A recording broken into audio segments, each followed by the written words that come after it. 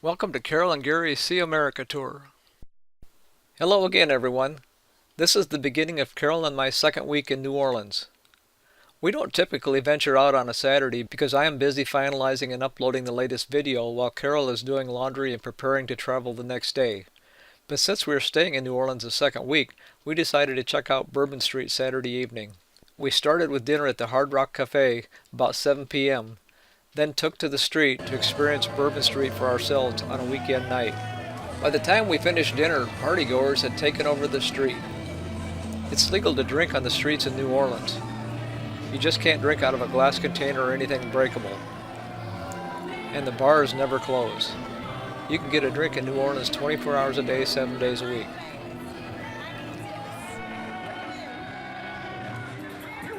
Street dancers perform for donations. Now he's the oldest member of our crew, and on November 8th this year, he'll be turning 50 years old. Now he gonna show y'all what we call simply amazing.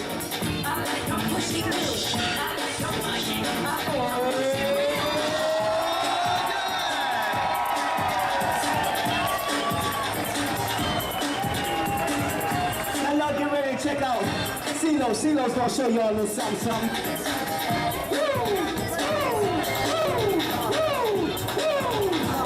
Y'all give it up for Off-White.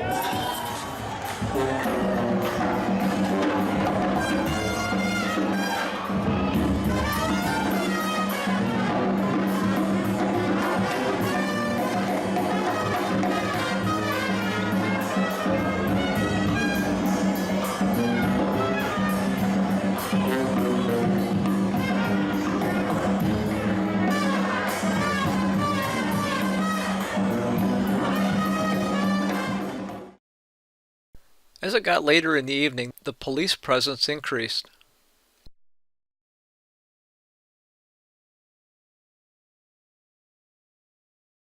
On Monday, July 16th, Carol and I drove downtown to see the National World War II History Museum.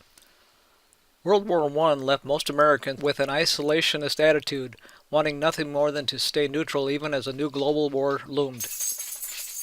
But then Japan attacked Pearl Harbor. This woke us up, but the United States was described as being ill-prepared at the beginning of World War II.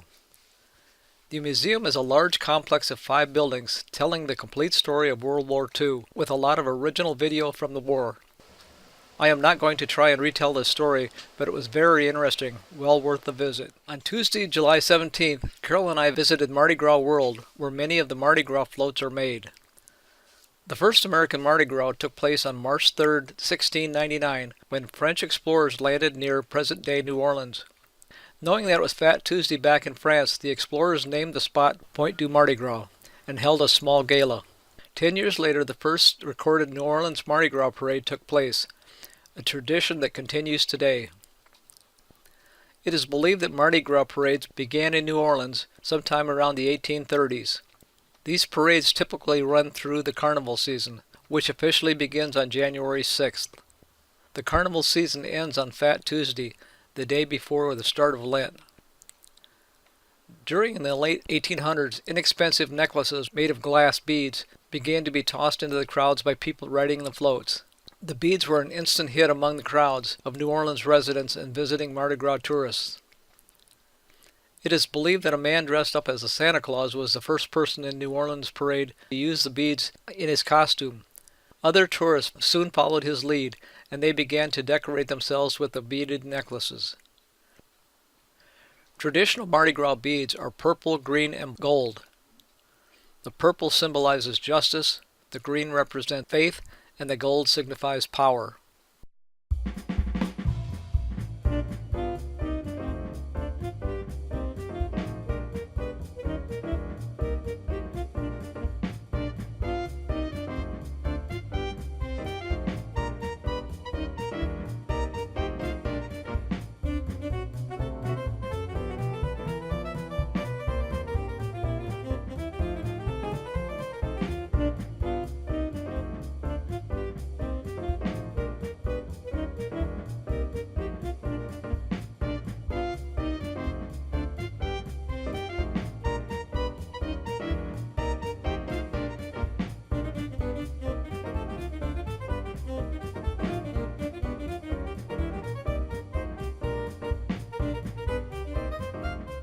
Here an employee is using a scroll saw to shape a piece of styrofoam needed for a float.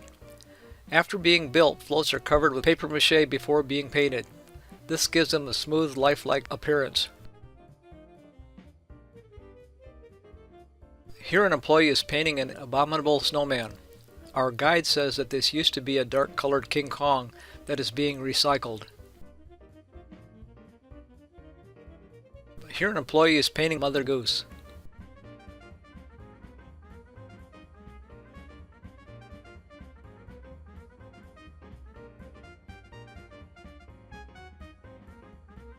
This is the tongue on the front of a float. The tractors used to pull the floats have generators on them which provide electricity for lights.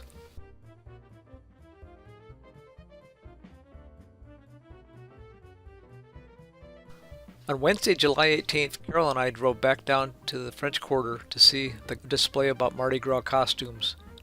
But before I begin, let me give you some background. A crew is an organization that puts on a parade or ball. Crew members are assessed fees in order to pay for the parade or ball. Fees can range from hundreds of dollars per year to thousands of dollars per year for the most elaborate parades. Criteria for crew membership varies, ranging from exclusive organizations limited to relatives of previous members to other organizations open to anyone able to pay the membership fee. Crews with low membership fees may also require members to work to help build and decorate the float and to make their own costumes, whereas higher-priced crews hire professionals to do this work. Parading crew members are usually responsible for buying their own throws, which are the trinkets and beads and things that they throw at the spectators. Some crews restrict their membership to one gender, while others allow co-ed membership. Though every parade is unique and special, the super crews have extravagant floats that are the most massive and intricate of carnival. A king and queen may be selected to preside over the celebration. The notification process is normally held at a formal ball put on by the crew. The selection process is as varied as the way that the person finds out that they have been selected. Some royalty is selected by an inner circle, while others have an internal lottery between members of the crew. Here are some of the costumes worn by former kings and queens.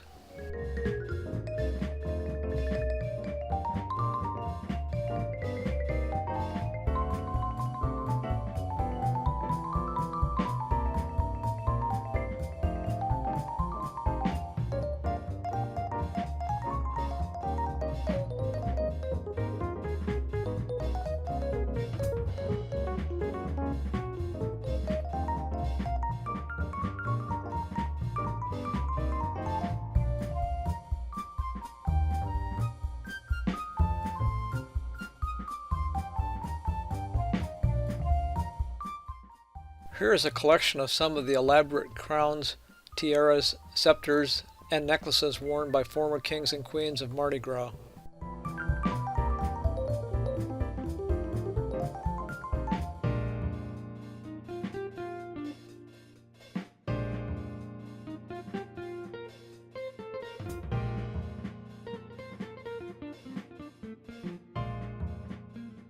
After a slow start this morning, Thursday, July 19th, Carol and I decided to go to Harrah's Casino downtown for lunch.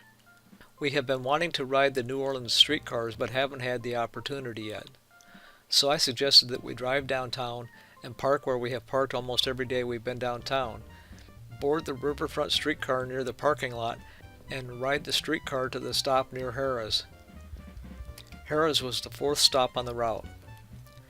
After eating lunch, we caught the Canal Street streetcar north toward the Cemetery District.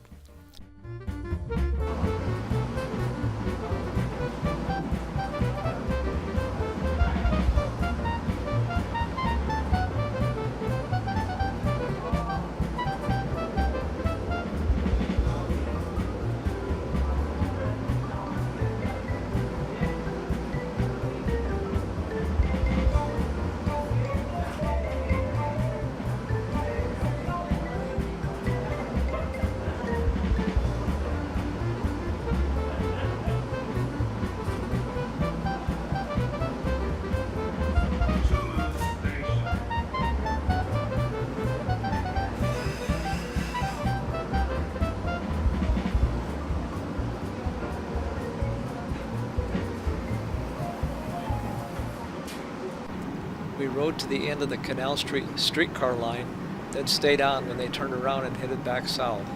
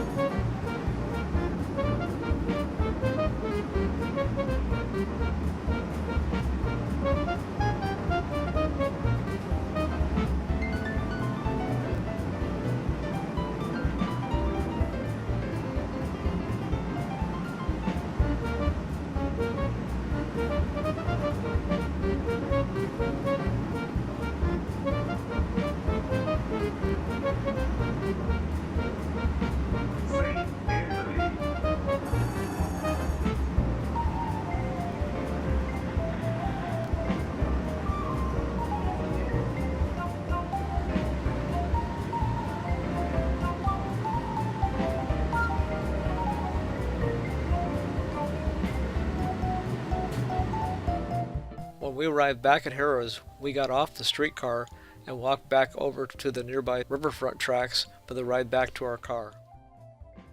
On Friday, July 20th, Carol and I decided to visit the historic Voodoo Museum downtown in the French Quarter, where we saw many small trinkets associated with Voodoo.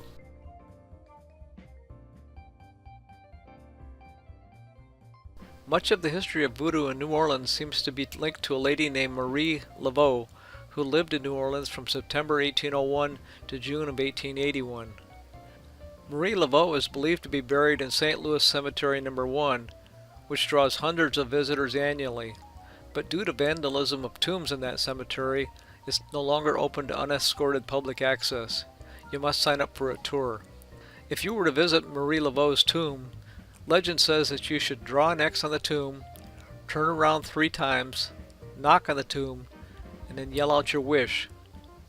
If the wish is granted, come back and circle your X's and leave Ms. Laveau an offering. While at the Voodoo Museum, we saw this gris-gris. A gris-gris is a small bag or pouch worn on your body that contains magic ingredients to ward off evil or to bring you luck, depending on what the ingredients are. We also saw instructions for making a voodoo doll. According to legend, if you make a doll that looks like someone you know and then pinch the doll in the arm, the person will feel it. After leaving the Voodoo Museum, since we were already in the French Quarter and near Bourbon Street, Carol wanted to go see what Bourbon Street looks like during the day. She had already seen it after dark on a weekend night. We saw a horse-drawn carriage, which is very common in the French Quarter.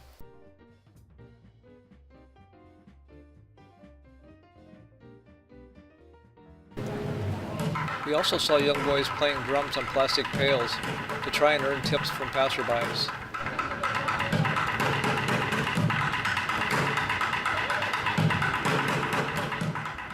Although not normally allowed, this shop had a sign saying that it was okay to take pictures of their masquerade masks.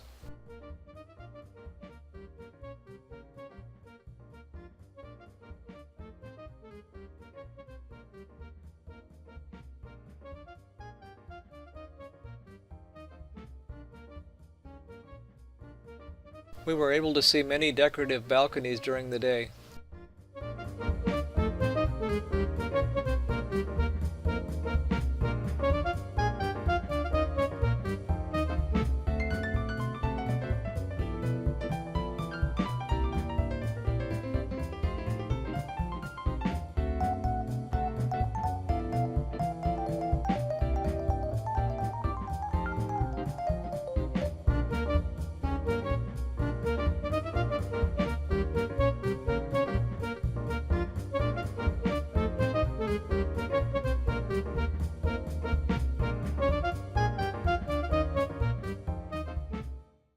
Well, this wraps up our trip to New Orleans and Louisiana.